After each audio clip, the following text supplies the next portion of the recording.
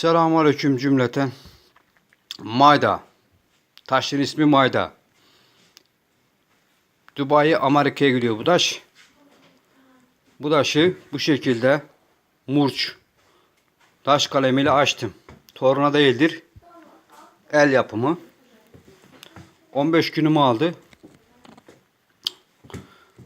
25'lik konsol kullandım buraya. Böyle haznesi, kütüphanesi, kitaplığı, odunluk. Ondan sonra bunun üstüne plazma ünitesini koyacak. Bu plazmayı, karşıdaki plazmayı 124, 125 ekran.